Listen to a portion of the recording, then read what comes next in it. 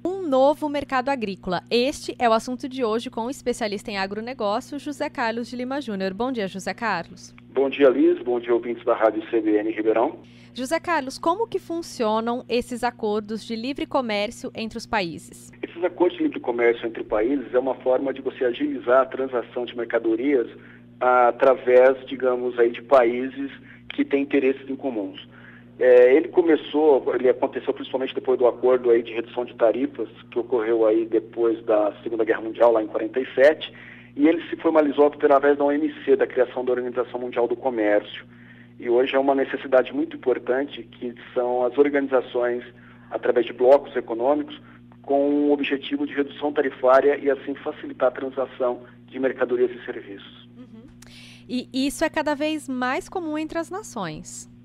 Sim, a gente tem hoje, por exemplo, a OMC, que é formada por 159 países, e depois disso você tem aí vários blocos econômicos.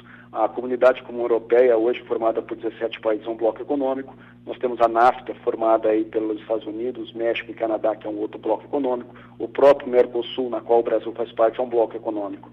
E esses blocos econômicos fazem com que haja alguns acordos de comércio, há uma redução tarifária e dessa maneira facilite a transação de mercadorias e serviços entre os países membros. E trazendo para o Brasil, como que está atualmente a situação do Mercosul?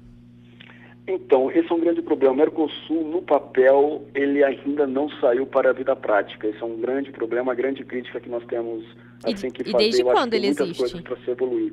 Agora, o Brasil, ele precisa ficar atento porque há alguns países, entre eles Estados Unidos, que está fazendo acordos bilaterais com alguns outros países que são grandes compradores de insumos agrícolas do Brasil, entre eles a China. Hoje a China é um dos maiores compradores de soja do Brasil, tanto é que ela foi responsável pelo desenvolvimento dessa cultura em nosso país. E um acordo bilateral entre Estados Unidos e China, obrigatoriamente vai fazer com que haja redução de tarifas e faz com que a soja, digamos, exportada dos Estados Unidos para a China fique muito mais atraente entre eles. Então eu acho que o Brasil precisa ter uma preocupação muito grande com esses acordos bilaterais, porque isso em médio e longo prazo tende a se tornar um problema, principalmente em termos de competitividade de mercadorias. Mas esses acordos de livre comércio que a gente tem visto se formarem atualmente, o Brasil já foi convidado a participar? Ele tem interesse em negociar com esses blocos? Na verdade, o Brasil, ele tem, assim, por exemplo, quando você pega e fala se o Brasil foi chamado a negociar, assim, o Brasil, ele sempre teve algumas negociações, né, a respeito de estar participando. Tanto é que a criação do próprio G20, ele foi uma grande evolução que nós tivemos. Se não me engano, o G20 foi na década de 1990 que teve a criação do G20. E o Brasil, ele foi um agente principal, né, que o G20 faz parte dos países em desenvolvimento.